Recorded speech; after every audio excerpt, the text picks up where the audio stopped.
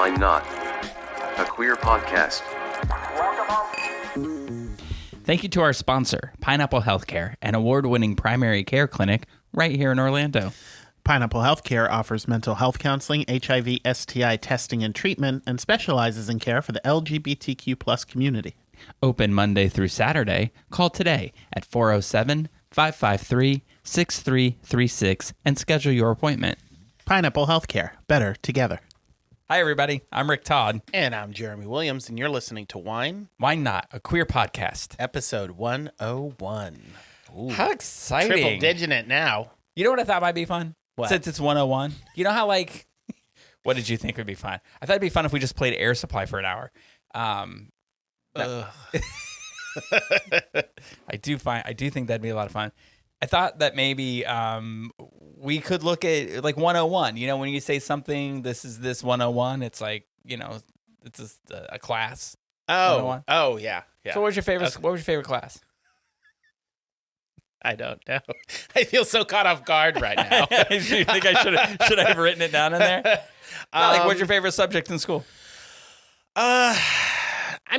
Newspaper. I really enjoyed journalism classes. Journalism 101. Yeah, journalism 101. I enjoyed drama. I mean, the basic academic ones. I was really good. I was always good at math. I didn't know that you were. Did you take drama classes? Mm-hmm. Did you star in anything? No, I was not a lead type actor. What were you in? I was more of a character actor. Oh, what were you in? I was in 10 Little Indians. I don't know if that's PC to call it that anymore. But they call it something else now. You know what it was first called? Yes, I do, and we will not be addressing that here. No, we will not. But no, I was in an episode. I was in an episode of Law and Order. No, we did 10 Little Indians. But that's what we called it. I know they changed it to something I don't know else. if everybody heard that. But you said you were in Law and Order, and Caitlin went, bum, bum. That made me laugh.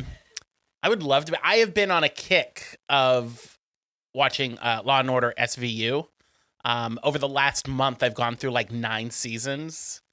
I've become addicted to the show. How we say this all the time about how there's things that people or actors that for no logical reason whatsoever, you just don't care to watch anything that they do because you don't like them. And I won't say that I don't like this actor. I'm just not. No. I'm not the fan everybody else is. And so I'm not, like when he was in Oz and everybody was like, oh my God, he's so hot. I thought you were going to say Mariska Hargitay. No, I always liked her. I love her.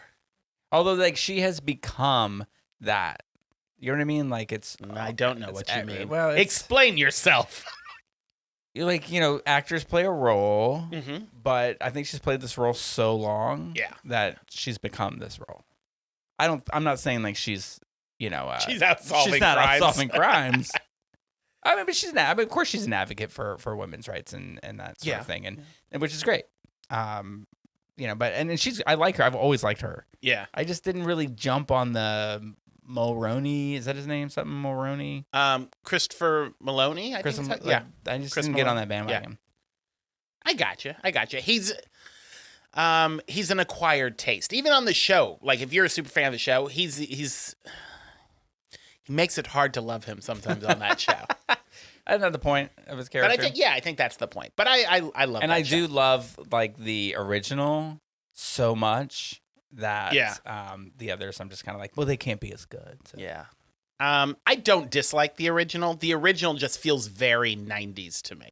Yeah. SVU seems updated, but oh no, that's very 90s. That is totally dig it. But no. The thing that makes me laugh too is I watch a lot of cop dramas and a lot of first responder dramas and all this stuff. Every time any one of them comes on and it starts, Dylan will sit down on the couch and look at the TV and go, bum, bum. Doesn't matter what it is. Blue Bloods, FBI, doesn't matter. Nice. Cracks me up. It was the start of it. Very nice. Yeah. So but drama. You were always good at math. I was were you always good at foreign math. languages too? Because they say that if you're good at math, you're good at foreign languages. I mean, I don't speak any, but I was in French for quite a few years, and I won. We went to foreign language competition. I don't know if you know these things exist, but there would be events, and you would go and so you could talk the best in a different language. And I got a couple of ribbons in written French. Oh, really? I was always really good at writing French. Very nice. I can conjuguer des verbes. I think you sell yourself short on the speaking French too. Oh, thank you. But I don't have fond memories of it because, and I think I've told this story before, but when we started in French 101, I'll bring it back around. See how it works? This is why I wanted to do this. Our teacher had us pick a French name. So we weren't allowed to go by our name, our real name. We had to pick a French sounding name. And she had a list. So I picked Jacques, and some dick in my class was like, your name is Jacques Strap. And everyone called me Jacques Strap for 4 years of French. Little did they know that name would carry on well into adulthood. It ended up fitting very tight. Is that like, do you use that handle on any of the apps? No, but I will now. That's no, I can't now. Now people will know. There's a guy out there who's jockstrap, and he's like, "Damn it, I gotta change it now." They're gonna think I'm Jeremy. Jockstrap and Brad Mound will team up together. But I was also I always enjoyed history. History and math were my two favorite subjects because they came natural to me. Science I sucked at, and English I hated, which is funny because I write for a living now, but I always hated English class because I hated reading. I still do. That's why when we cover a book, I listen. Yeah. Oh, audiobooks and my brain just doesn't work that way. Yeah. It's not. It's like a muscle. If you have to keep reading, just like math. Like I suck at math now. It's because I don't math anymore, and I just hate it when you look at 5th grade math problems and you're struggling. I think we all have our favorite app games that we play while we're in the bathroom. And I have this one. It's called Offline Games. So it's an app that you download the games, and then if you lose your Wi-Fi signal or 4G or whatever, you can still play it on your phone. And it's just a collection of little word games and number games. And I embarrass myself every time I put one of the number games up. I'm like, how am I not getting this? Counting simple math on my fingers while I'm sitting on the toilet. It's very embarrassing. What about you? You ever kick your shoes off to count your toes too? No. After 10, I just give up. There's something about being barefoot in the bathroom that grosses me out. Your bathroom or public bathrooms? Public bathrooms for Oh, sure. okay. Because I was like, I always have unless you socks on. shower in. No, that's true. Do you have shower shoes for Nah, home? that'd be weird. That would be. I mean, if you had roommates, that wouldn't be weird. It would be weird if it was just you and your husband. You're like, I don't know where your feet have been. I'm gonna wear shower shoes. I spent a lot of time in Orlando. I don't know where those feet have been. What about you? What's your 101? It's definitely history. Yeah. I love history. It's a good subject. Yeah. I mean, that's basic. It's the best one to know, lest you doom to repeat it. Wow. And here we are. Here we are. Here we are. Yeah, I think history is just interesting. And I had a professor in college who just went really in depth with things like instead of just talking about who was president, they would talk about why they made the decisions they made, or what state pissed them off that made them do this legislation that hurt this state, and that kind of thing. Is fascinating. Yeah. So I guess he'll really enjoy the next couple of years if he's still alive. I don't even know. He was up there when I was in school. Me. Clear my throat. So yeah, I was good at math too, and I was good Yeah. at French. I did not go to competitions, so I was not informed of the competition. Yeah. In fact, there was one here in Orlando because I went to high school in Plant City, and the whole foreign language club drove to Orlando, and they had it at the Rosen over on I Drive. Look at you going to the big city Yeah. for the big French competition. We popped in our pickup trucks, and we donned our cowboy hats, and we're like, yeehaw, let's head on to the city. It's a good time, though. It's a good time. Good, awesome. Yeah. How was your week? Oh, my week was. I mean, it had to be a busy week. It wasn't, because it was Christmas week. So, holidays, lots going on.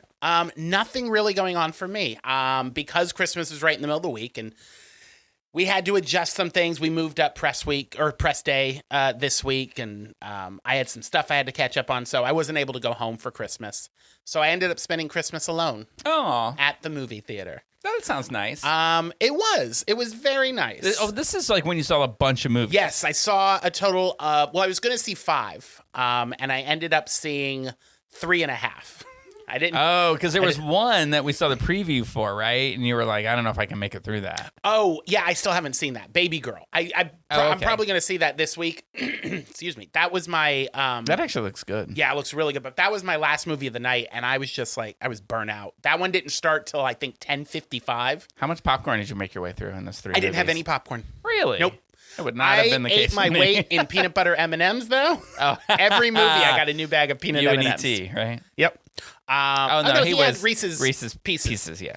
But I started out 10 o'clock in the morning with the new Nosferatu film. How is that? The film itself is really good. It's slow. I don't know if you've ever seen a Robert Eggers movies, The Witch or The Lighthouse. You see, I saw The Lion in the Wardrobe, but I didn't see The Witch. It's very artsy.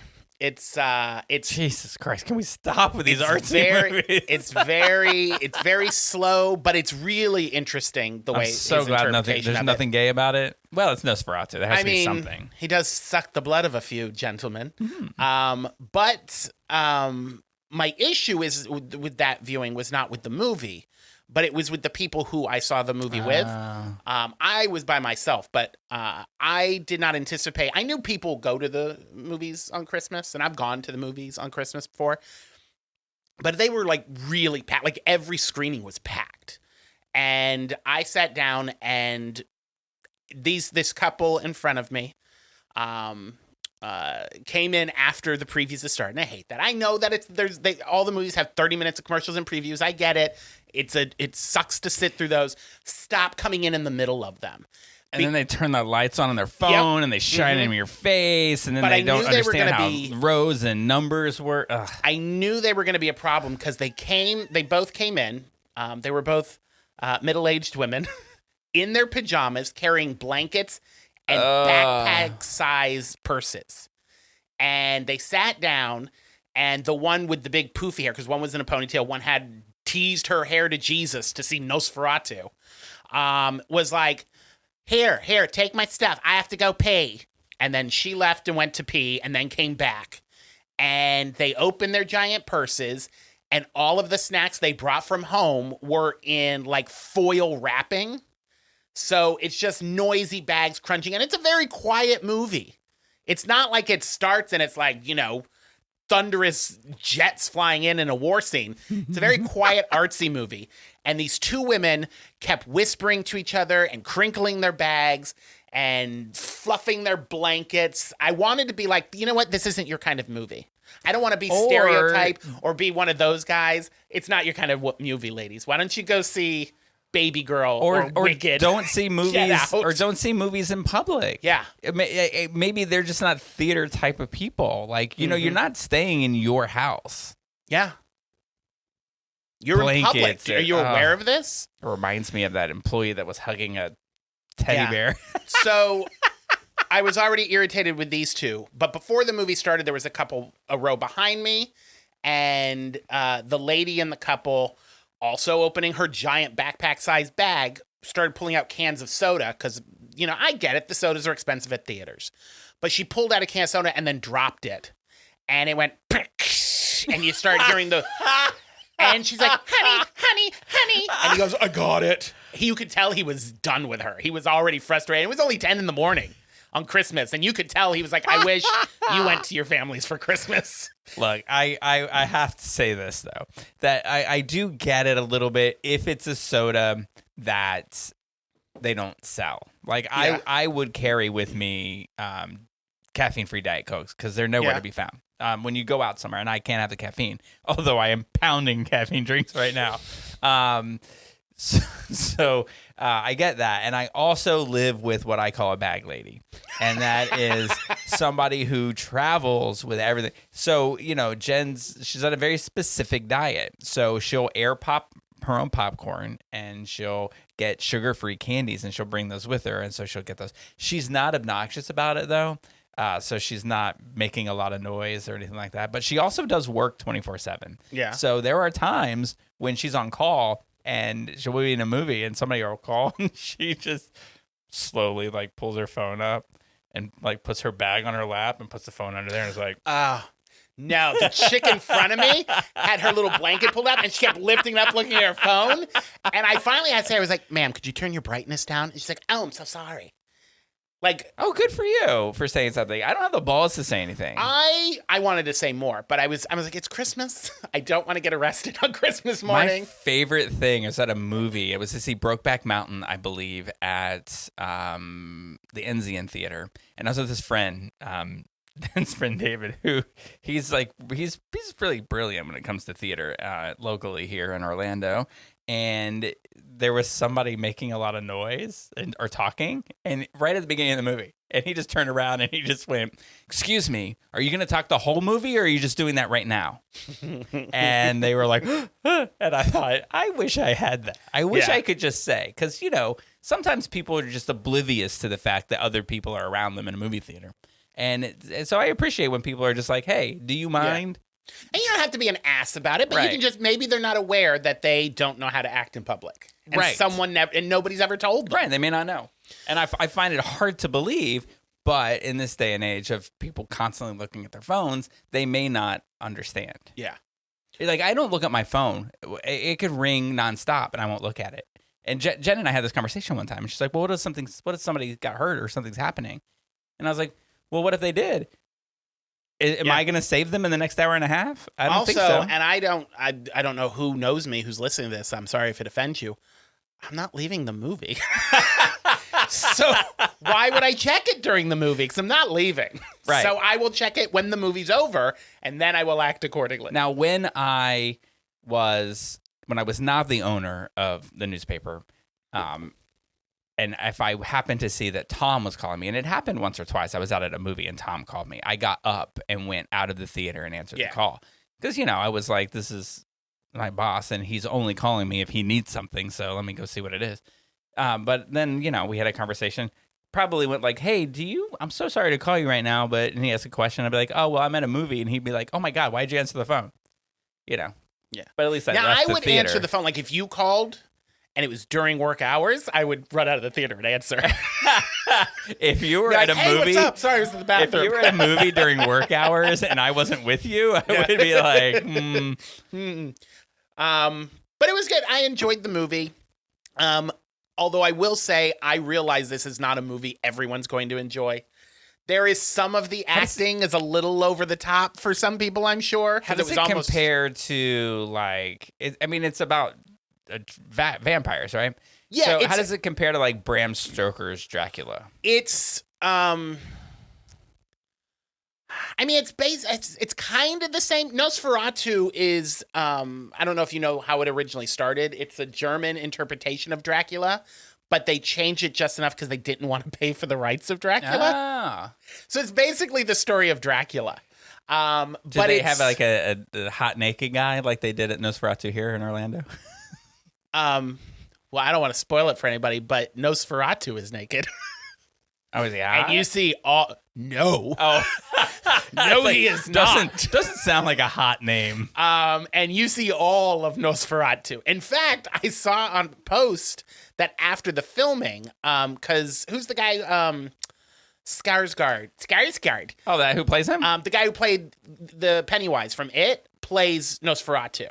Well, Count Olark, who is the vampire, and he after the movie, Robert Eggers, the director, had the prosthetic region, pubic region, framed for him from the costume, and presented it with him, which was kind of hilarious. It's the Skarsgård, but not the hot one.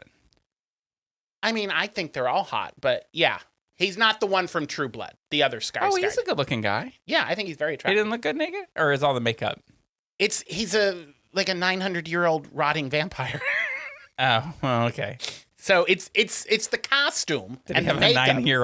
a 900-year-old rotting penis? He sure did.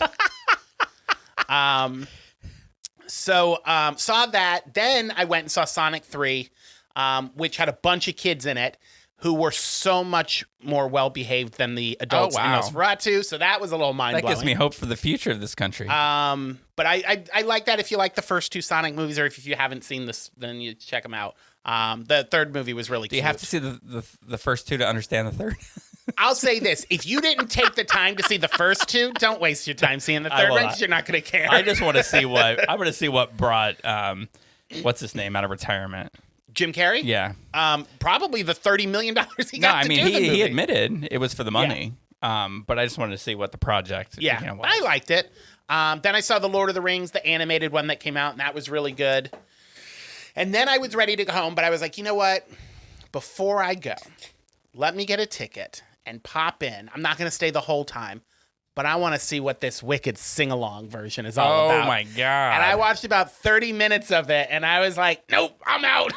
Wow. Do you know that somebody we know posted like it was life altering for them? The sing-along version? Yeah, like it was so mesmerizing. It was such a religious experience for them. I imagine it is for like drama kids, like theater kids. I bet I'm pretty sure that's all that who was in Well, there. this person is married to a celebrity. We know somebody married to a celebrity? Yeah. Okay. We'll talk later. I don't want to call him out. That's on what I'm air. saying. We'll talk off. But I don't- she sings an original song in a documentary. Oh, yeah. Uh-huh. Oh. Well, when you said friend. No, I'm just kidding. Oh shit! I'm kidding. I mean, they're friends of Waterman. They don't hang out with me. I didn't go to their house I've for never Christmas. been to their house for dinner. Here, let me just put it this way.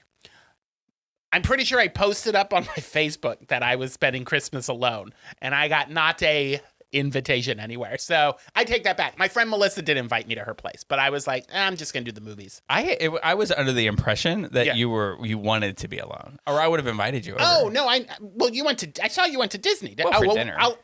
I'll let you talk. Oh about my your god! week. Now I I'm sorry to step on your toes. You talk about your week.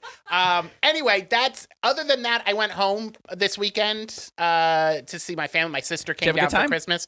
It was a time. Nice to see the family. No, it was good to see the family. I enjoyed it. It was just a lot of people, and you know that you get sensory overload. And I was Oh, like, yeah. all right, 2 days is enough. Good to see y'all. But we had a really good time. It was a lot of fun. But that was my week. I mean, it was the holiday week, so movies. We saw what we'll talk about Yeah. later. We saw Queer on Christmas Eve. We so sure that was did. part of my. Was that Christmas Eve? Oh, it yeah. was. I really. Christmas Eve day. I Speaking really of going to the worked- movies during work hours. I know. I really worked my Regal Unlimited card this week. So. Good. Yeah. Good for you. That's what it's for. You Yeah. know? Treat Yeah. yourself. But how was your weekend? Or your week? Well, I mean, I feel like I shouldn't say everything that I did this week Why? because then I'll feel bad. Because it was with a bunch of people every day. Oh, that's fine. I don't like people, so Yeah. You know what? I didn't don't- want to be Guess with what I lots of found people. out? I don't either. I'm just kidding. I love Christmas, so we Yeah. pack it full of things to do. So Christmas Eve is a big deal. It's turned into like this thing that we do every Christmas Eve. We go to Cheesecake Factory, Yeah. and that's with Jen's family, like the Cunches. And we Christmas go with the crunches. yeah, Christmas with the Cunches. And we bring my mom and we go into Cheesecake Factory. And, you know, it's like a thing that we do. Yeah. And we had a good time. We went once. We did. And so it's nice. The food's good. And it was the first day of a week of not counting points, Yeah.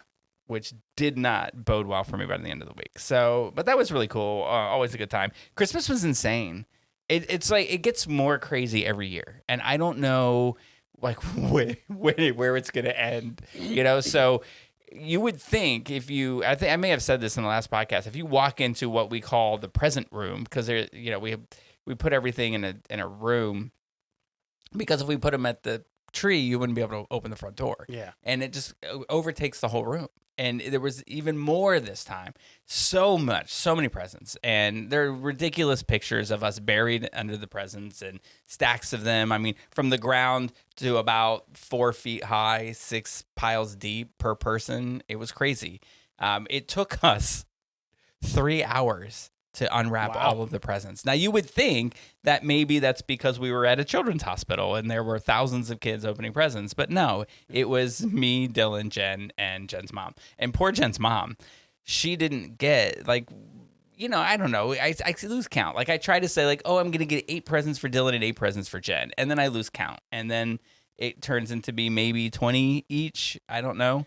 And I mean, some of them are little. We just like to open things. So we'll get like little things and wrap them and all this stuff. So she didn't have that many. So there were stretches of time, like an hour, where she's just sitting there watching us open presents. And I swear we had to wake her up a couple. But 3 hours and we took 3 breaks. Isn't that crazy? So, but it was a good time. And then that night we did go to Disney. We went to Hollywood and Vine, which is, I don't know if you've ever been there, but I really like going there.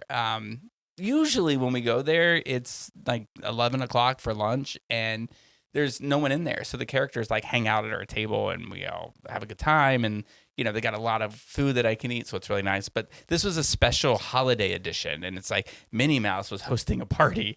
And so they had holiday food, which we learned is that they had carved turkey. That was the difference.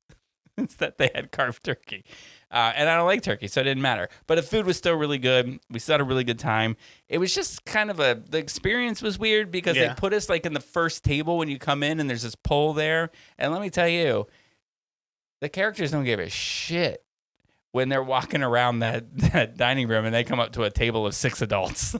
You know, and I was thinking, like they were crazy Disney fanatics, like everybody is. If you're there on Christmas, you're there because you're a fan.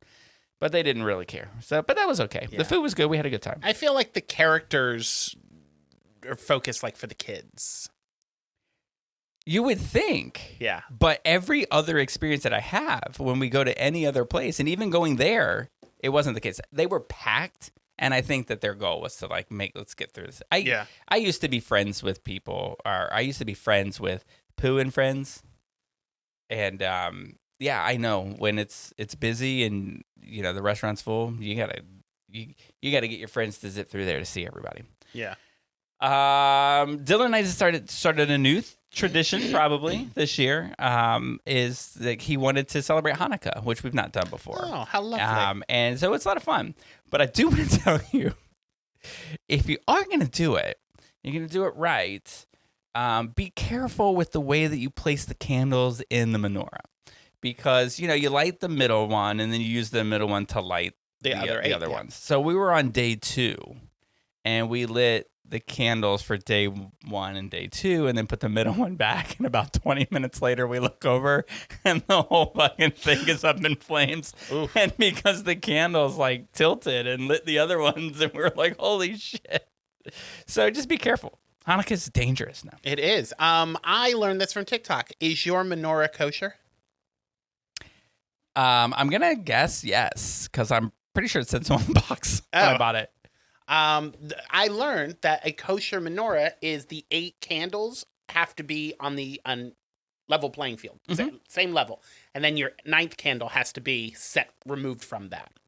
So whether it's higher or set back or something, I believe that. I believe that it is. Yes. Yeah, so we did. He got a bunch of stuff for it from a friend of his, and I had bought him some stuff as well. And so I played dreidel. Have you ever done this? I have spun a dreidel. I didn't. I know there's a game to it. There is. All the symbols mean something, and so what it is that you're all supposed to get like 15 gelt, which are these chocolate coins. And it basically the winner is the person who ends up with all the coins. So you spin the dreidel. And if it lands on one symbol, you either put a coin in, sometimes you take a coin out, or you get all of them, or nothing happens, right? So it can go on for a while. Dylan got bored with it real quick. But of course, as competitive as I can be, I was like, let's keep going. And then he won. And I was like...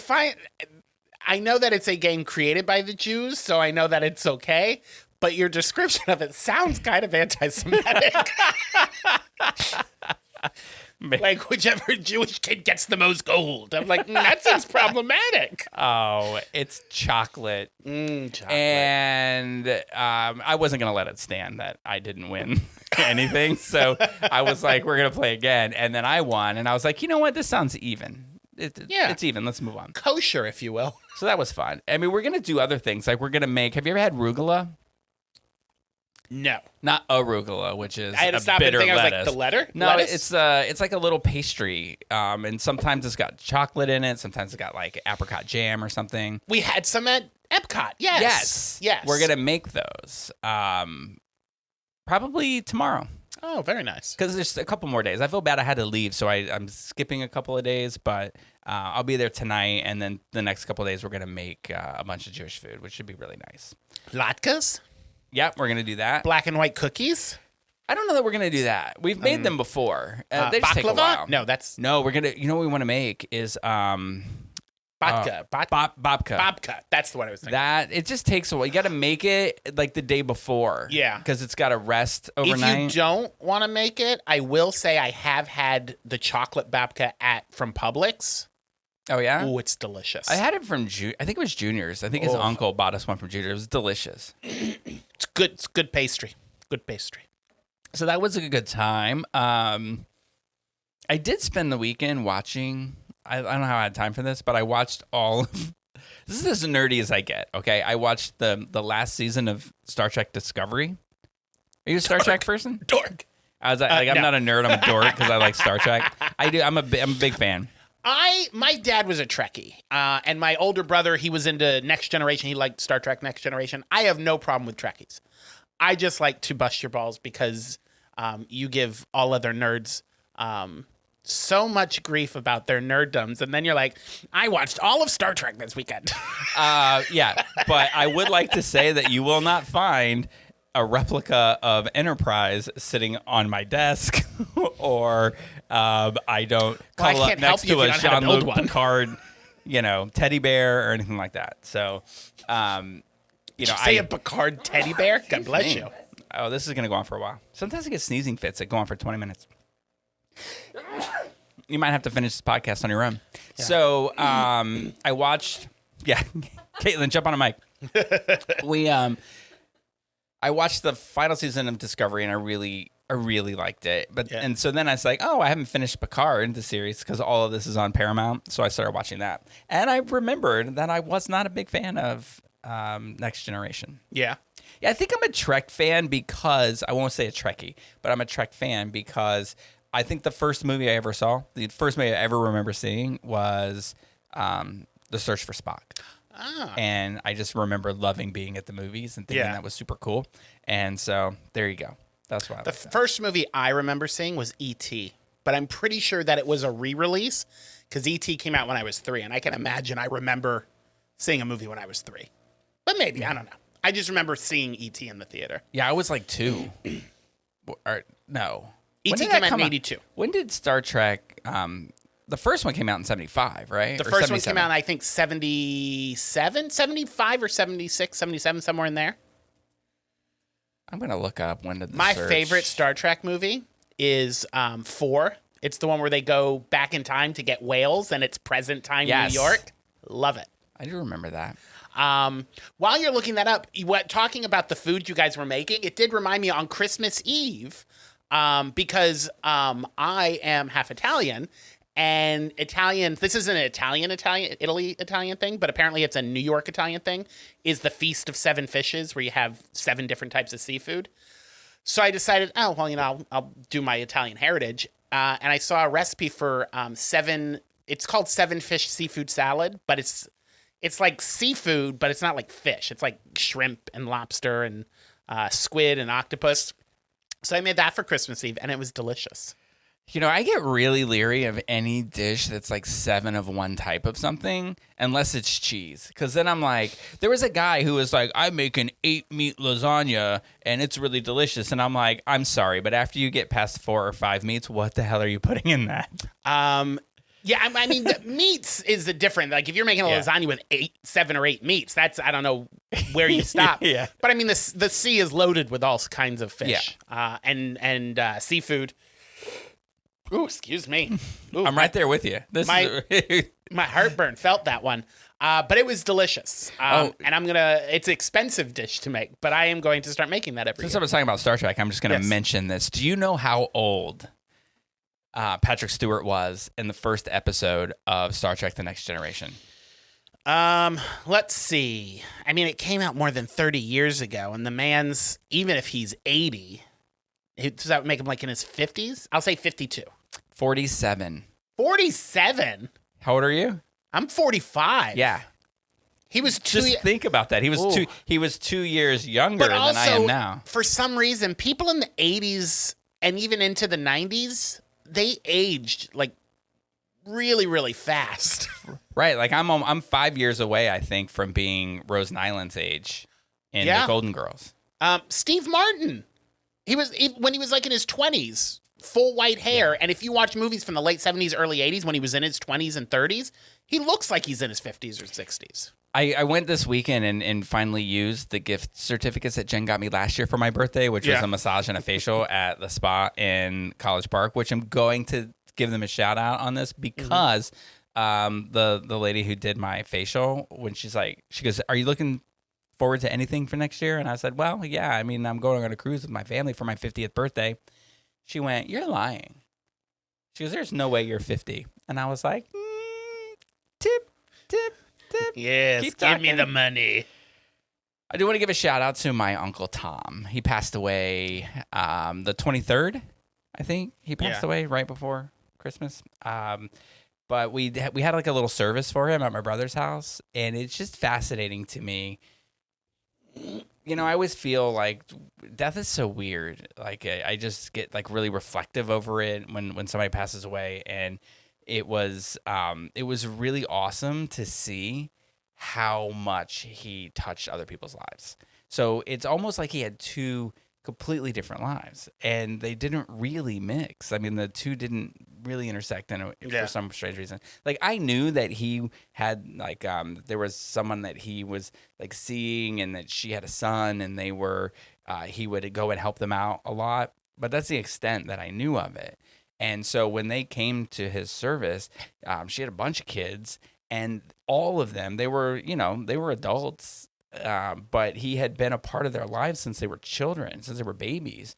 And he taught them how to, he potty trained them, helped them fix their cars and all this kind of stuff, and was such a part of their lives that they called him Pops.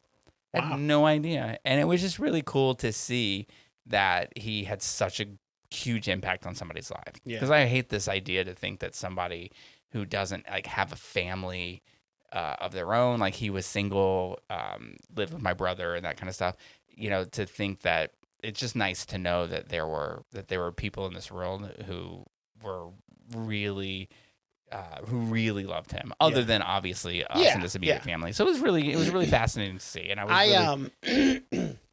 I am a firm believer of keeping groups in my life separated. So like certain groups of my friends and family will never mix. I don't mix groups. And it's because when I die, I want people to be surprised. They're like, when hundreds of people show up, they're like, Jeremy did this for me. And when I was younger, Jeremy did this for me. Like, what? I never knew any What of if this. it has the opposite effect? And they're like, "Oh my God, that asshole!" You know what he said? There'll be a and few then of they'll be those. like, "Oh yeah, I heard that too." There'll be a couple of those. It was funny because they were all talking about what a nice man he was and how he did all these great things for them. And then I was like, "Excuse me, can I tell a story about like how he was not the nicest guy in the world?" And so I tell a story about when I was a kid. This is like probably why I don't go to horror movies. Yeah. Because we were watching Friday the 13th, and this is in the 80s. This is like when it came out on VHS, and we popped it in probably on beta, because we were the family that went the beta route. And You lost that round. Yeah, we lost. You could tell we make really good decisions. So we're watching it. We're like laying on the ground. We got our hands, our chins in our hands, and we're laying on our stomachs, and our feet are kicked back, and we're watching. And so at the end of Friday the 13th, I don't want to spoil this for anybody who hasn't seen the original, but Jason Voorhees jumps up out of the lake at the end and grabs that girl and drags her down into the water. And right when he jumps up and they make that loud noise, he grabbed our feet because he was sitting behind us, and he was like, "Yeah!" And he pulled us, and we screamed so much. I slept like halfway between my bedroom door and the hallway that night, and my mom was mad at us for watching a horror movie because she's like, "I knew you wouldn't be able to sleep," and she was right. And I hate horror movies now. That's funny because I have an Uncle Tom, and when we were kids, we were watching Child's Play, and my younger brother Joey had the My Buddy doll, and when we were watching the movie, he came in and threw the doll in the bedroom and turned all the lights off, and all the kids screamed. To this day, my sister is terrified of Chucky because of that event. Wow. Yeah. Apparently, Uncle Tom's just like to fuck with kids. I probably should have phrased that differently. Uncle Tom's like to do funny things with children. No, it's Good. not getting better. Moving right along. Can I tell you the thing that I did this weekend I'm most excited about? Yeah. I'm so excited about this. We booked tickets to go to New York in April, and we bought the tickets already to see Jonathan Groff in Just in Time, which is the Bobby Darin musical. And so it's even before it opens. Oh no, this is 3 days. So 3 days after it opens, we're going to see it, which I'm so excited about because that pretty much means if he wants to get a Tony, he'll be in it. Yeah. But yeah, we're super excited about that. Do you think he won't be in it? You know, sometimes you just don't know. Like when there's a big name and you buy a ticket, you don't know. Like right now, Audra McDonald is sick. Oh, yeah. I see what you're saying. So you don't know if he's going to get sick, but, he's going to have to perform an opening night. Yeah. So you imagine if opening night's like on a Tuesday, then He'll by finish Friday, out the week at least. Yeah, right? No, but he's a professional. There are some people who are not, and I'm not going to name any names, because people are so excited that she might win a Tony. I don't know who you're talking about. Sunset Boulevard? I don't know. The rumor is that she is terrible about going on. Like Say her name. I don't want to mispronounce it. Nicolette Sheridan. Yeah, something like that. So, but anyway, there's same with Bernadette Peters. Like Bernadette Peters, from what I've heard, has a hard time finding jobs on Broadway because she wouldn't show up. Yeah, I've heard that she's like difficult to work with. Yeah. I have had the honor of interviewing Bernadette Peters. She's delightful, isn't she? Oh my God, she is so delightful. It was on the phone, so I don't know what she was doing, but just the way that she carries herself in the conversation, I imagine that she was in a penthouse apartment with the glass doors open with the wind blowing and sheer white curtains blowing in the wind. And she was on a chaise lounge in a white nightgown with her beautiful red curly hair. And she had the phone on speaker and she was like, "I love you, Jeremy. Thanks for calling me." That's my Bernadette Peters voice because I don't do good accents. While in reality, it was an intern who had a soundboard and was putting together sentences for you. I like Broadway. Me too, Miss Peters. Me too. You're so delightful. Well, that's awesome. Yeah, I like Jonathan I'm so Groff. excited about it. I love him. And in looking, I was single when the movie came out. I was single. You're not now, so calm down. I was newly sober, and I watched this, and I thought I'm just gonna track him down and marry him. But I didn't have to go that far. You're bringing Dylan with you? No, this was long ago. No, to the show. Oh, yeah. Okay. Like, I'm going to see Jonathan Groff, and I told Dylan he can't go. I do have to say this, though. I'm not looking forward. I have not seen Jonathan Groff live in a show, but I hear he's a spitter. Like a lot. Stop! You've already sold me. In fact, I haven't watched the whole thing, but I've been told if you watch Hamilton, the film, the version of Hamilton, he's singing and spitting like crazy. Yeah, and that might do it in for me. You didn't get front row seats, did you? No. Let's be real, because they're super expensive. Oh yeah. But this isn't a small theater, and we're like 5 rows away from this. How expensive are we talking front seat? Like $2,000, $3,000? No, I mean not concert expensive. Like $375. I'd pay $375 to let them spit on me. I think that just that statement alone means if you tried to buy a ticket in the front row of his show, they wouldn't let you. I bet he'd be into it. I mean, I'm sure this will come out at the roast, but I've paid for worse. Speaking of, let me just mention, for anyone that is a listener that's local and they want to see me get roasted, as a fundraiser for the center, I'm getting roasted for my 50th birthday in January. So January 20th at not Savoy, but next to it, 1915 Ivanhoe. The Starlight. No, Ivanhoe. 1950 it's gonna Ivanhoe. Be at Ivanhoe? Yeah. Oh, I don't know what it's right next door. 1900? 1915, I think. 1915. Yeah, Yeah. 1915 Ivanhoe. Now, maybe if it sells a lot of tickets, then they'll move it over to the Starlight Theater like they did with Divine Grace. Graces. But I don't know that I'm that popular. So Yeah. let's prove that I'm as popular as Divine Grace, and everybody go buy a Yeah. ticket. Everybody, get out there. Get your tickets. Get out. I mean, you're going to learn things about me that you never cared to know. Yeah. Let's just you say can this. bring tomatoes and eggs and other produce. You can Sure, chuck at I 'em. like salad. I told my mom not to come. Yeah. Yeah, I feel like there's going to be some things said that, a mother doesn't need to hear about her child. I mean, that's valid. I mean, let's just say That's I used to valid. drink a lot. So Sure. there's definitely some stories out there. I'm looking forward to it. I saw that the ad got released Yes. of your dais, and lots of middle-aged to older white men going to be You're throwing being very generous. being spitting some facts. I as don't the mean kids to. say. I don't mean to start the roast now, but I hope that the bus doesn't break down on its way in from the villages with everybody from the fucking dais on it. When is it? 2 weeks? It's January 20th. Yeah, I hope the whole dais makes it. I hope they don't get Betty Whited. Anyway, it should be a good time. It should be fun. So we should probably eventually get to the point of what the we're talking podcast, which is to talk about some queer entertainment. Literal. Queer. We went and saw. Queer, maybe not entertainment. Well, I mean, if you like the weird and strange and unusual, you might enjoy this. Yeah, you might. But we went and saw Queer on Christmas Eve. Yes. It was a work field trip, so that was nice. It was. But for those who don't know, Queer is directed by, I'm going to butcher this name, I know, Luca Guadagnino, the guy who directed Call Me By Your Name and Challengers earlier this year. And it's based on a 1985 novella from William Burroughs. Now, I will say that I didn't love Challengers. I don't think. I mean, I know that you liked it more than I liked did. it, yeah. But I will say that it was definitely a movie. It sure was. It was a coherent, well strung together narrative. motion picture movie. It was See? a narrative. It had a it had a story, and you could follow it, and it was great, and it was normal. Yeah.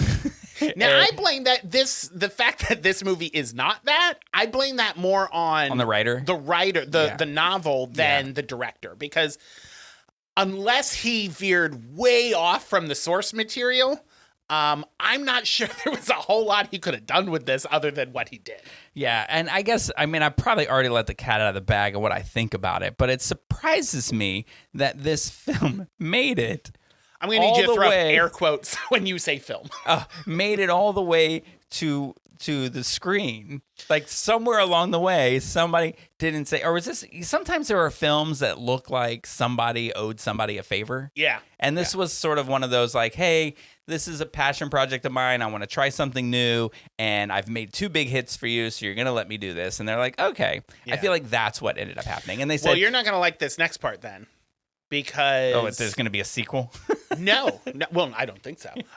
But when this movie moves forward into next year, you will have to call it the Golden Globe nominated and probably Oscar nominated film Queer. But don't worry, it's not getting named for Best Picture or Best Director or anything. Daniel Craig is probably going to get a Best Actor nomination out of it. He got nominated for the Golden Globe, and he's favored to be nominated. And I don't mean to bring this. I don't. One of the lines in the movie Bros that I liked a lot was about Billy Eichner's character was complaining about how heterosexual people loved gay trauma. Yeah. And they would hire straight people to play gay trauma so that they could get Oscars. I mean, it happens. I mean, I believe every gay character that has won an Oscar has been played by a straight person. Yeah. Maybe recently. And recently, it escapes me right now, but a gay actor was nominated for playing a gay character recently, and it was the first time. Yeah, and I'm not one, I understand why, why there's a need for trans actors to play trans roles. Yeah. I understand that. And but being a theater major and growing up in entertainment, I was never really a hardcore, like, hey, this person needs to play this role because, they're acting and that's what they do. But I just, I watched that movie and I thought, well, there's no reason that either of any of these people were cast in this. Like, there's no reason that it couldn't have been gay actors playing these roles. Yeah. Because there's plenty to choose from. Yeah. But I also, but then again, maybe it was, hey, we owe this guy a favor. Let's give him an Oscar-winning role. Or maybe he offered it to like 10 gay actors, and they were like, I ain't starring in that piece of shit. Yeah. And they finally was like, all right, I'm going to ask my straight friends. That's always true. You never know. Because remember when Jon Stewart left The Daily Show, and everybody's like, you should have offered it to this woman. You should have done it to this. And it's like, we did. We just don't know what's going on behind the scenes. So I get that. So Daniel Craig stars in it. He plays William Lee, who is basically a fictionalized version of William Burroughs. So he wrote this as a fictionalized kind of biographies of himself. Of himself. I'm pretty sure he was high when he wrote this, but I'm pretty sure he was high when he wrote everything he wrote. I don't know a whole lot about William Burroughs, but the little bit I know, he reminds me of Hunter S. Thompson-esque is what the vibe I get. Fear and Loathing in Las Vegas kind of thing. Oh, yeah. So just to kind of set the scene, Daniel Craig doing a pretty good American accent. You wouldn't know that he was English if you watched this movie. You didn't know he was anything else. He had a pretty good accent. Yes. But I mean, I guess Oscar Award winning. Oscar Award nominated. He's not going to win. But he drinks shots of tequila. He smokes a lot of cigarettes. He wears a white linen suit, wears a fedora, has a pistol on his hip. Yeah, I'm gonna say this about his performance. So before I say too many negative things, I didn't write down any comments about his performance. Yeah, which means it must have been really good, because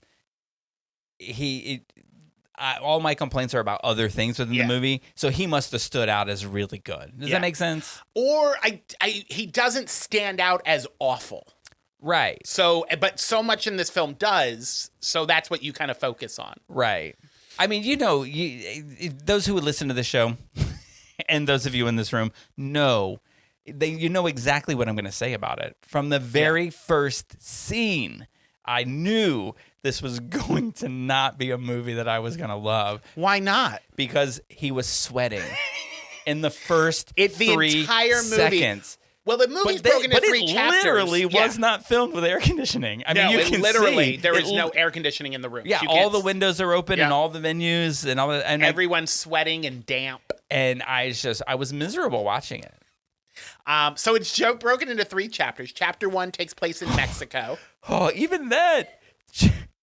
And chapter 1 was like an hour and 30 minutes long, wasn't it? Yes. Yeah. Well, the movie itself is a little over 2 hours. It's almost 2.5 hours. When they got to chapter 2, I thought, oh, shit. Yes. It reminded me of what our original podcast was like. And we'd get to like 5 minutes left in the podcast. Yeah. And we're like, let's talk about the Emmys. And we're like, let's go to.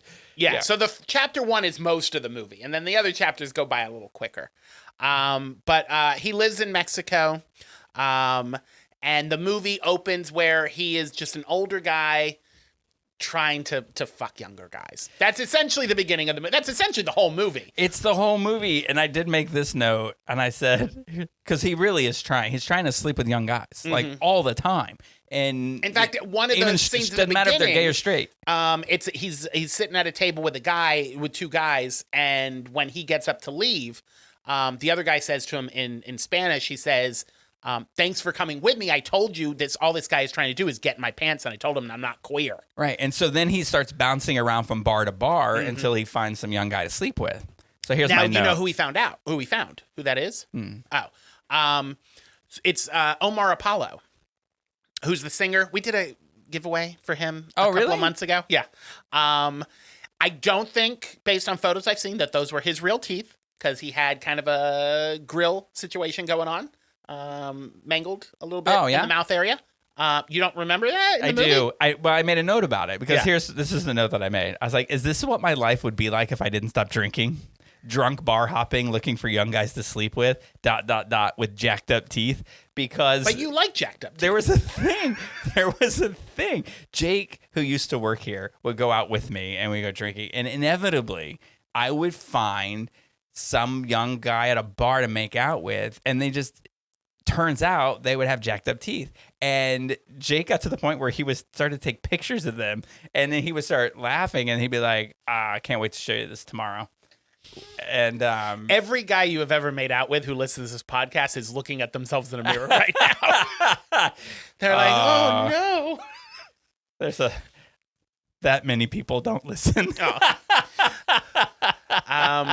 So Omar Apollo, the first positive thing to say about the movie is he gets naked. He does a full frontal nudity scene. He does. And may I say, Mr. Apollo, fuzzy penis. I thought it was lovely. How could you see anything? How could you Trim the hedges. Oh, it wasn't that bad. I could tell he was uncircumcised. So I'm gonna guess that wasn't a prosthetic. No. I actually read that there were no prosthetics used in this movie, penis-wise. I think you could, and then you can tell there's penis in this movie. Yeah, for there's sure. quite a bit of penis. Yeah. But then you could start to tell, like, who probably had in their contract, you will not see my penis. Oh yeah, Daniel did Craig is naked, but you don't see and anything. the other guy. Which one? The hot one. You saw his penis. You did? Yeah. When he got out of bed, it's dangling right there. Do not make me go watch this Oh my stupid God, movie you're gonna again. have to. He was full. I have it written down here. 2 full frontals. Him and okay. Omar. Yeah. All right on. How did you miss that one? I don't know. There was so much going on in He this had movie. cut back all of the brush. Just for you could see it. So Lee hangs out at this bar with this bar in Mexico with his friend Gertie, who It's delightful. I was watching this entire movie thinking, you look so familiar. He looked like a chubby Josh Groban. And then I realized that is not a chubby Josh Groban. That is a chubby Jason Schwartzman. Yeah, from Rushmore. Yes. Unrecognizable. Yeah, we had talked about this leaving the movie. He must have put a lot of weight on, but then I looked up photos and he's still thin. So he wore a fat suit, and there's no reason. It's not like that has anything to do with his character.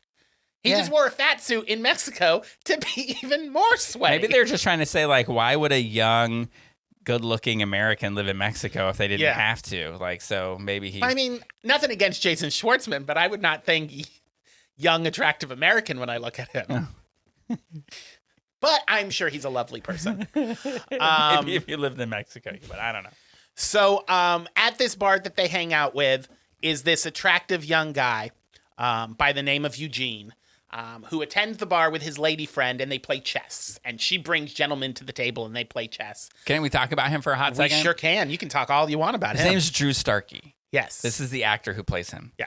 He was in Love, Simon. He was, yeah. And if you remember the movie enough, you'll remember there was a Halloween party that the guy who ended up kissing Simon in the end, he threw this Halloween party. Yeah. And he was on the soccer team, right? So Drew. Soccer or lacrosse? I can't remember. I think they it was played one of those. soccer. Soccer's Heartstopper. No, I think it was. No, that's rugby.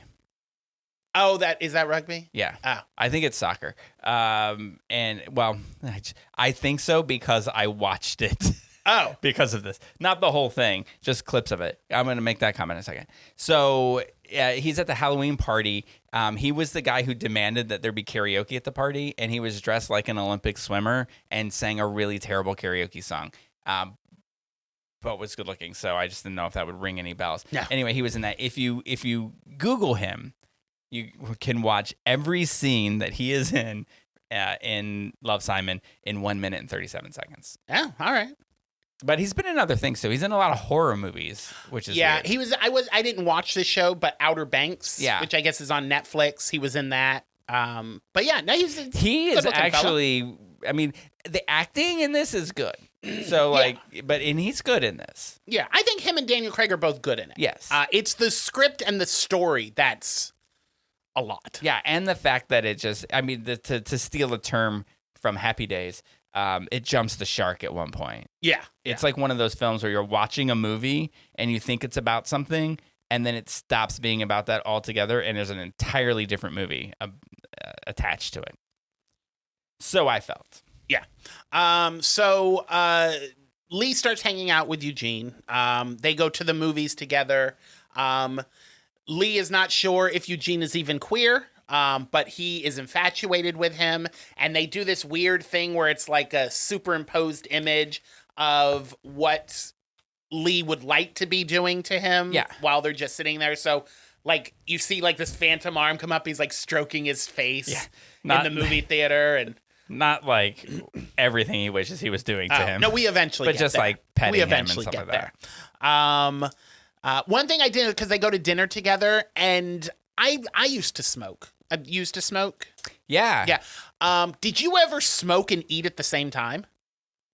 No. I never did that, and I find that weird. But every time they're eating, they got a cigarette in their hand, they're like, food, smoke, food, smoke. Yeah, and I just want to point hell? out, too, that the cigarettes were unfiltered. They sure were.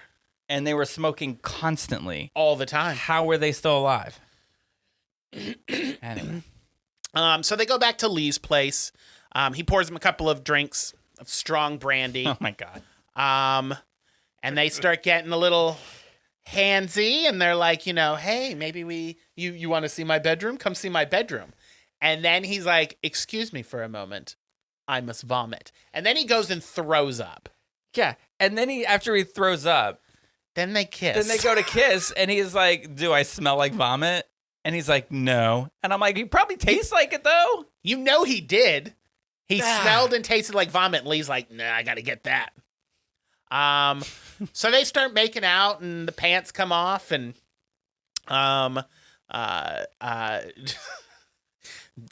he goes down on him, and it's very he's enjoying himself. I'll just say that. He's enthusiastically enjoying himself. I pointed this out in the last episode about that show that you love, Red, White, and Royal Blue. Yes. About how I had an appreciation for how realistic the intimacy was between the characters. And I'm going to hand it to this show that very, very realistic. Like, did you notice when he was finished with what he was doing down there and he came up, there was a certain glistening to his face. And then later, and then when he reached over and said, well, I'm going to give you a hand. Yeah. Since you were so kind to me. He finishes him since he finished him. And then he goes, so he wipes his hand. And wipes it on it. Yeah. Oh, yeah. I saw all of it. It's so realistic. But all of the noises in this scene were driving me nuts. Caitlin, so we'll like have a meeting with HR later. The smacking of the vomit when he's throwing up and he's like, with the mouth, and just the noises were a little too much they were both making. But, they finish up. And one thing that starts to drive Lee nuts is Drew is very hot and cold with him. And he's like, at one moment he seems very passionate about him and interested in him. And then he's just like, leave me the fuck alone. Yeah, man. because he's so thirsty. It's like, let him give him a minute. So he's like, standoffish, and he's like, just leave me be. So this upsets Lee, and he's all in his feelings. So he starts drinking, gets drunk. And Drew is at this party. There's behind in the bar, there's an apartment upstairs. And he decides, it's called like the Green Lantern. That's right. Yeah. Named after the superhero from DC Comics. The guy who runs the Green Lantern? He creeper. is in like 1,000 gay movies. Yeah. And none of them look interesting. So you should check them out and force me to watch some of them next year. So he goes up, stumbles up there drunk, and makes a fool of himself at this party. And he's like, getting handsy with Drew and stuff. And then he passes out. He does say something interesting, though, that I think comes up later. Yeah.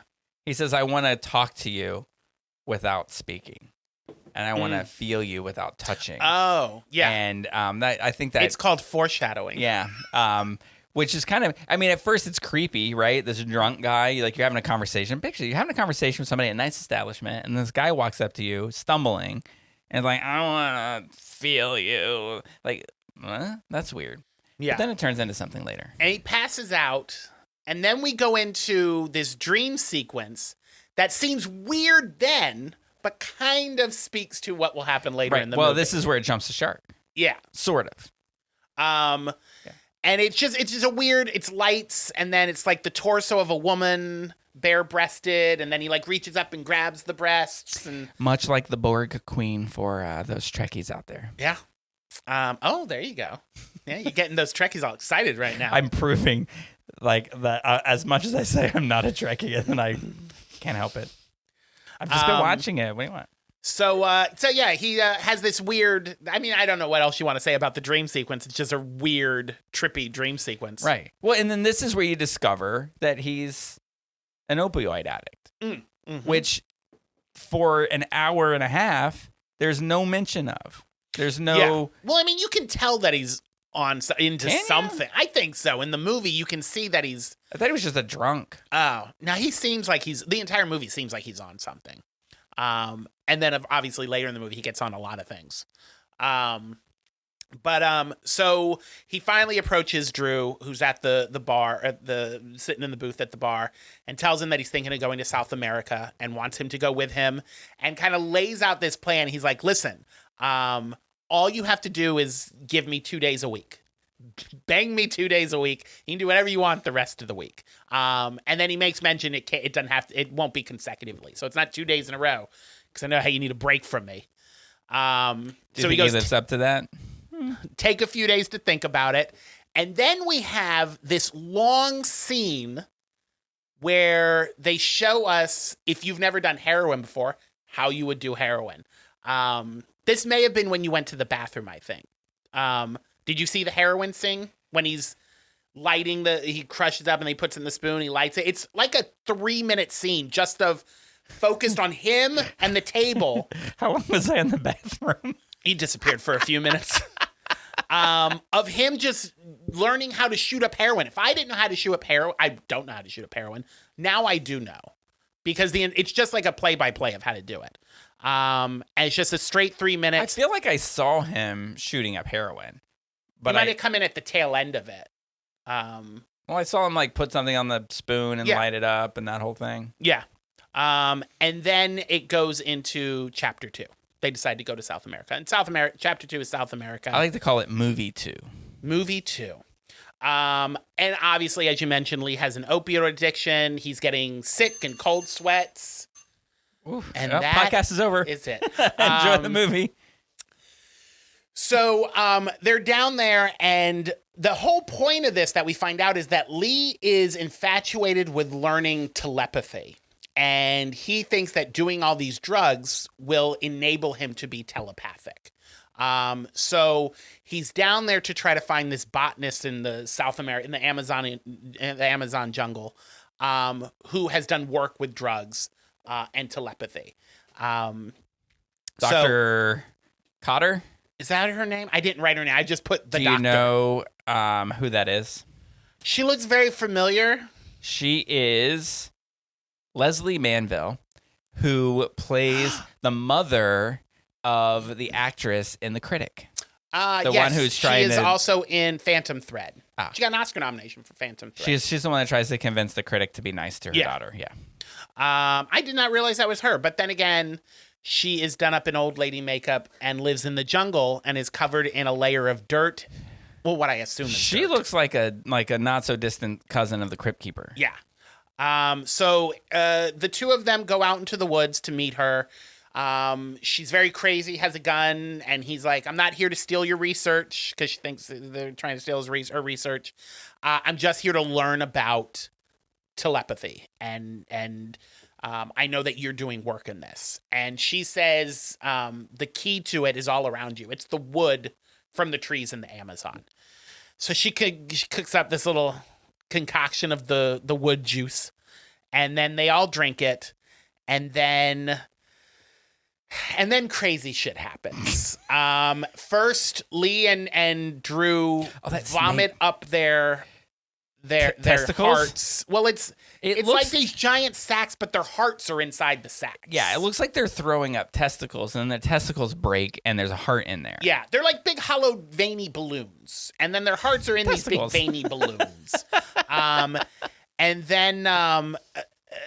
then Drew's like, I don't like this. And then she said something about the door's open; it can't be closed now. So then they start sort of having sex, but they're like going inside of each other's bodies. So like it's this weird thing, like the hands are moving inside the skin. Yeah. And their heads It's are like getting they're stuck melding They're together. like melding together. It's really weird and trippy.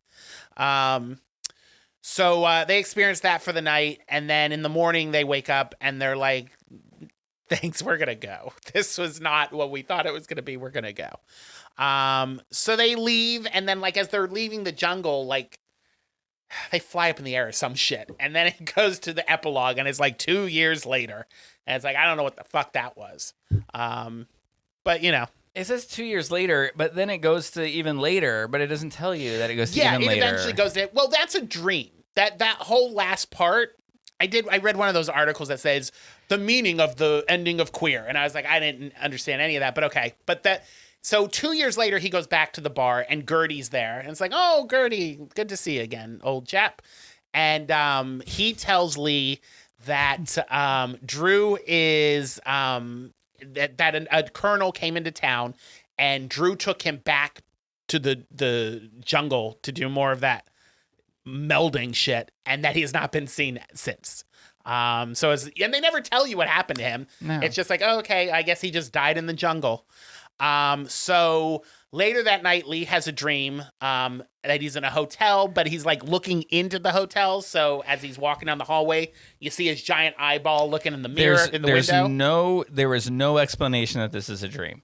You think this is real. And so he's this gigantic man, towering, walking around Godzilla style in this town, and comes up to the hotel that he was staying in, and then peers down and looks through the window, and then he sees him normal size walking down the hallway, and you see the big eyeball. Yeah. So he goes into the room, and Drew is sitting in there on the bed, and he puts a shot glass on his head. And Lee pulls out his gun and say, "Oh, shoot it!" So he goes to shoot the shotgun off, or the shot glass off his head, but shoots Drew in the head and kills him. And then he's like holds him, and he's like, "Oh my god!" Not saying it, thinking it. I'm assuming like, "Oh my god, I killed you." Then he vanishes, and then Lee is all of a sudden like 90 years old. And then he's laying in the bed with no sheets on, which really grosses me out. Like, you lay something down. That dirty mattress.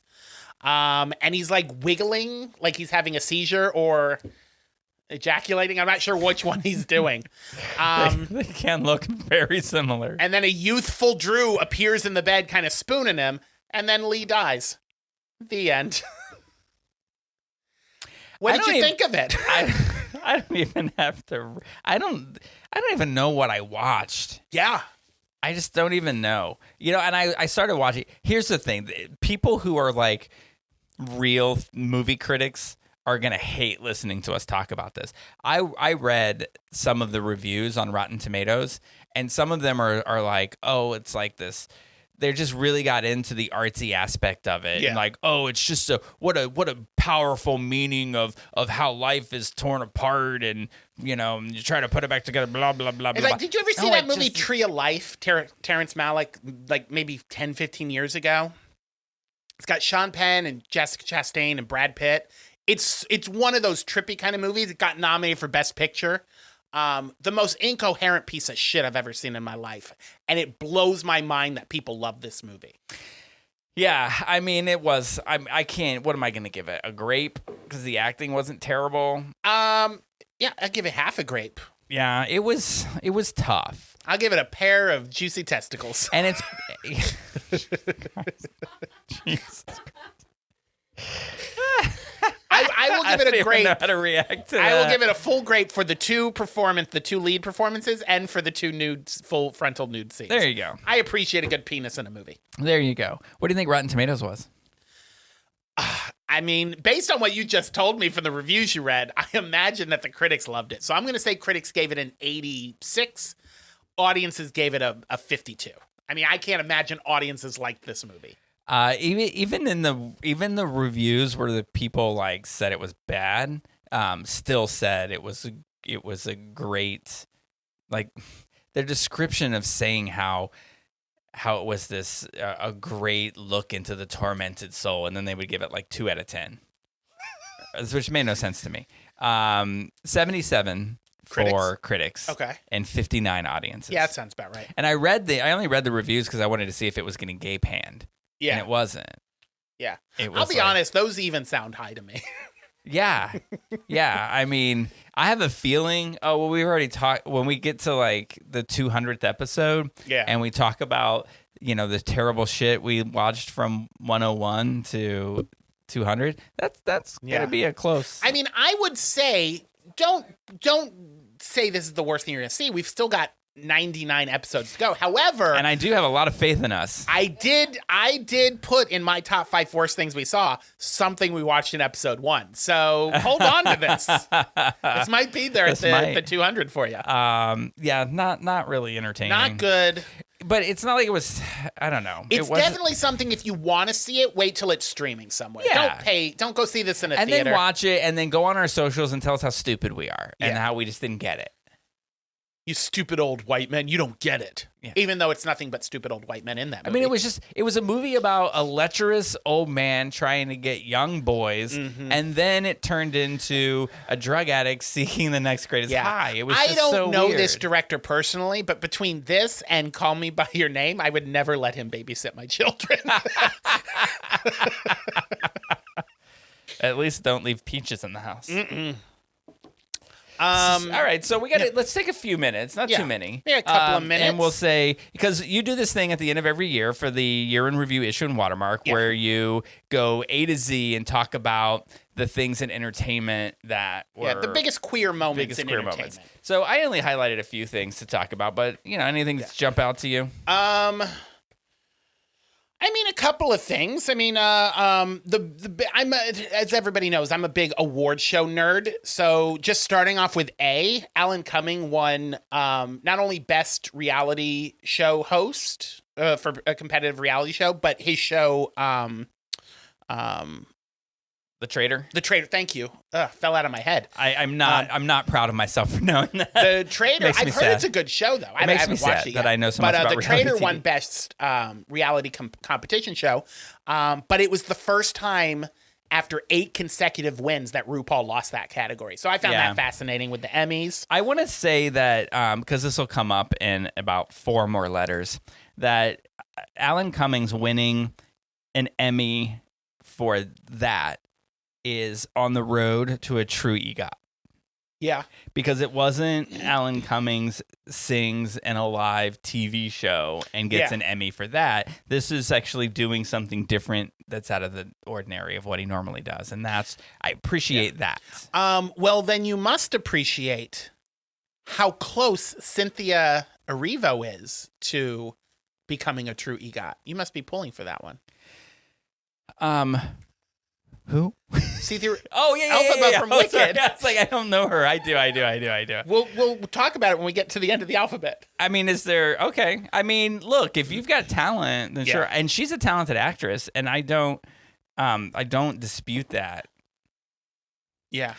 Sometimes we do a lot of talking on this show, and sometimes Actually, she may not be a true EGOT because I think her Emmy is from singing The Colored Purple on the Today Show. So that might not be a true EGOT. Really? That most of the people who have EGOTs, I would say venture to say half of them are performing a song on a daytime talk show. Because Well, there's an Emmy category that for sounds like performance on a variety talk That show. souned like a daytime Emmy, and we don't count daytime Yeah. Emmys, right? No, I don't. So I highlighted this one. I can barely read his name. I think one lesson Watermark learned in No 2024 yellow? Yeah. was never to use yellow again. Cord Jefferson. Cord is that the one Jefferson, you're- Yeah. for American Fiction, which was one of the Yeah. greatest movies we watched. Won an Oscar last Followed year. right up by Dead Boy Detectives, which, by the way, love Netflix, that. can you please get this right and bring this back? I don't understand why.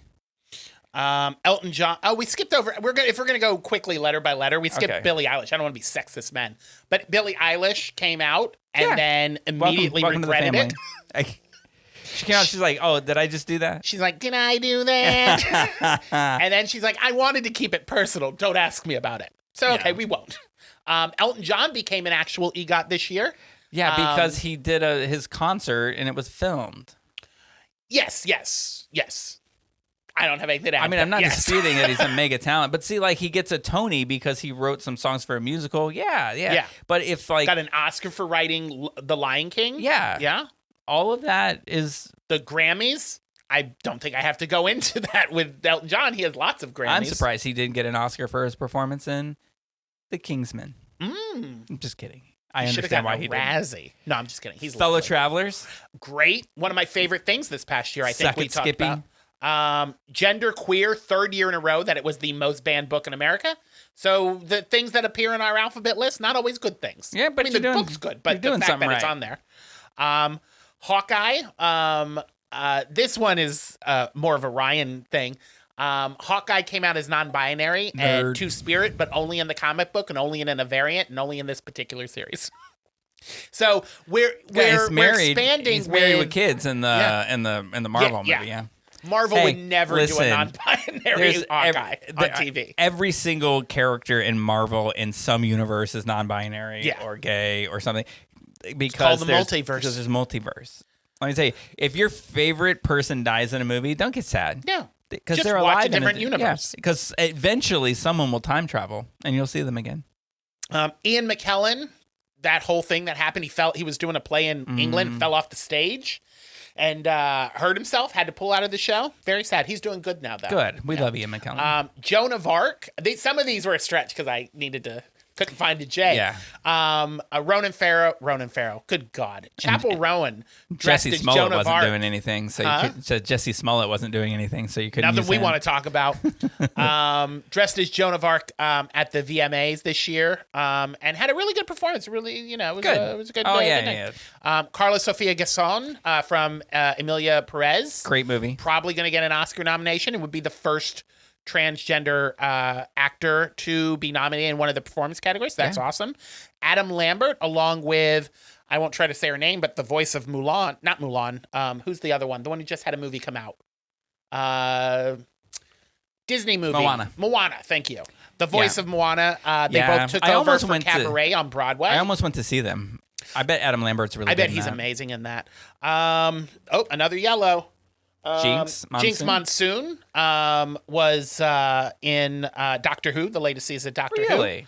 Who. Played the villain Maestro in the 14th series, and I believe is the first drag queen to be on, perform on Doctor Who. Huh. But it is also the season where, God, I don't want to butcher this name, Nkuti Gatwa is the 15th Doctor. He's the first openly queer and first black Doctor that Doctor Who has had. So awesome. Oh, I'm One of excited my- about the next one. Nemo. They found him. They did. He's in Switzerland.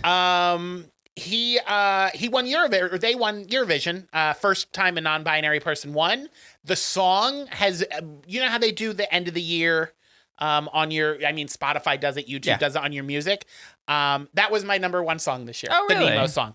I loved it, and it was the first time I actually sat and watched Eurovision, and it's really enjoyable. I'm going to do it every year. Orlando Pride, put a little local flavor into this. Orlando Pride won the soccer trophy. I don't know sports, but they won a soccer That is trophy, such and we had a parade. What an oddly named team, because I read that and I immediately thought it was Orlando's Pride event. Yeah. The Paris Olympics, very controversial. Oh, yes. With the whole Dionysus. Remember that when the and then they were like, conservative that's the right Last Supper. Made which it all about them. cracked me up because they're like, how dare you mock Jesus? That's the Last Supper. You mean painted by the open homosexual who had 14-year-old lovers? Leonardo da Vinci? Anyway, enjoy the Last Supper. Queer Eye had their drama this year where Bobby Burke left. Do you watch that show at all? No. I watched the first couple of seasons. I watched the original Fab Five. Yeah. Oh, I like the original. The year opened with season 8, which was Billy Burke's last, and then 2 weeks ago they kicked off season 9 with the new designer. I haven't looked at any of them, but I love the episodes I've seen. I love Billy Burke's design, Oh, yeah? and I feel like he did all of the work. I feel like the other 4, because the hot one who does the cooking, he's like, spread some avocado on a piece of toast. There you go. I feel like he doesn't really do any good recipes. And then the other 3, all they do is just bitch and chat with each other. I don't care for it. I liked Billy Burke. He was the only reason I watched that show. Was it Jay Rodriguez? Is he the guy that was in the first? Yeah, he was the like culture him. guy. Yeah. Yeah, because he was in Rent. Yeah. It wasn't original cast, but he was in it. Red, White, and Royal Blue. I had to bring this How one did back. that make the list?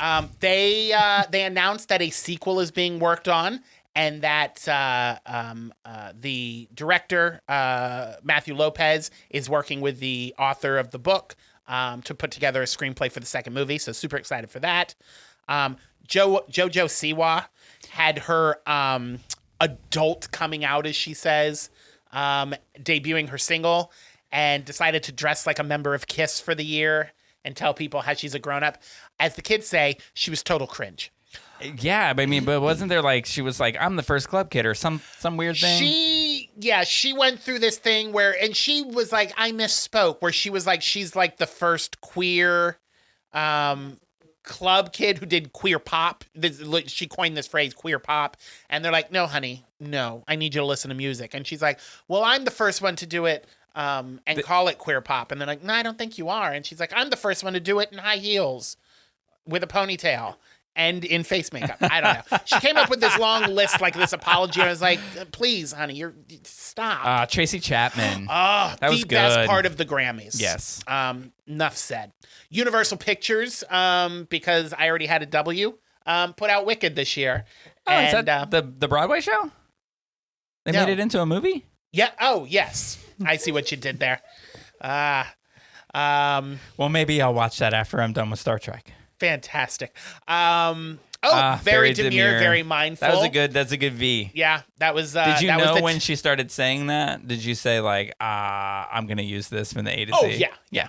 In fact, when she said it, my first thought was, thank God it's so hard to find a V. Another yellow. Hold on. Lily Wachowski, who is one of the directors of the Matrix movies, announced that she purchased the film rights to Manhunt, which I haven't read this book, but reading the synopsis, it sounds really interesting. Maybe we should do it for the podcast. But it's about two trans women who are battling zombie-like men who have taken bad batches of testosterone. And it sounds hilarious in a dystopian post-apocalyptic world. The Matrix films are good. Yeah. So I imagine this when the movie comes out, the movie should be pretty good. All right. X-Men 97 came out, had their first non-binary character. Nerds. Morph. Also, the showrunner, Bo DeMayo, was fired from the show 3 days before it premiered, and it turns out there might have been some sexual harassment or something, but it's allegedly. It'll all come out in the trial.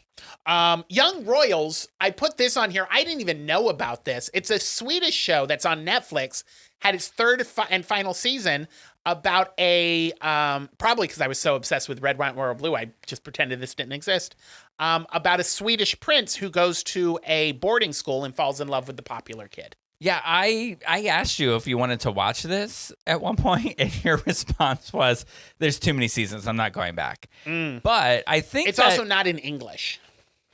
Young Royals? Yeah, it's in Swedish. Really? Yeah. Da. No, I think that's Russian.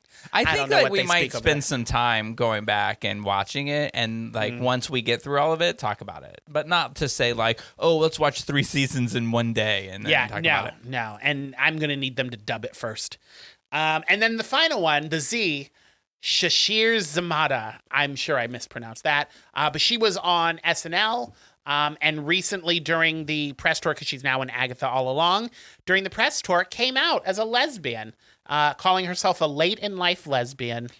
Also, that show, Agatha All Along, everything about it is gay. Is she the one that's in Home Economics?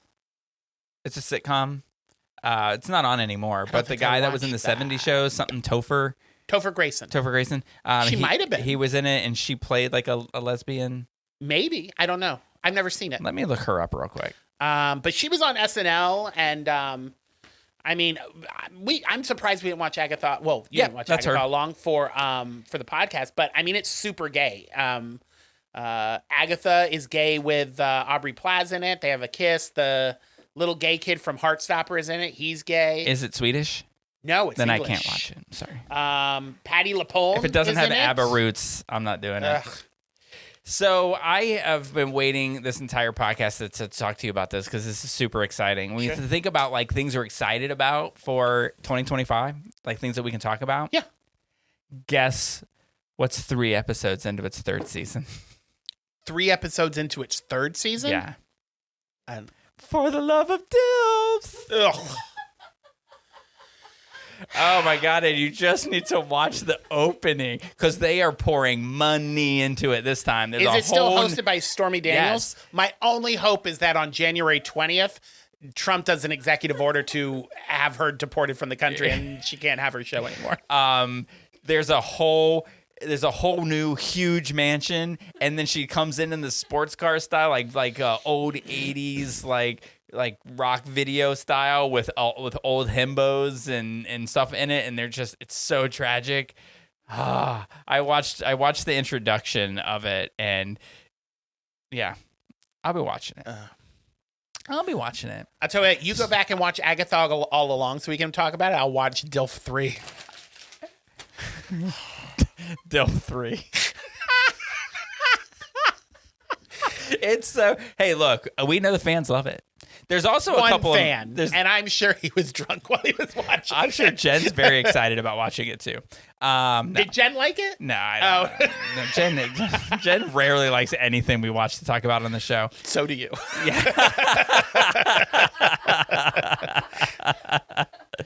All right. Well, that's So it was a good year. That's the last episode of the year. Yeah.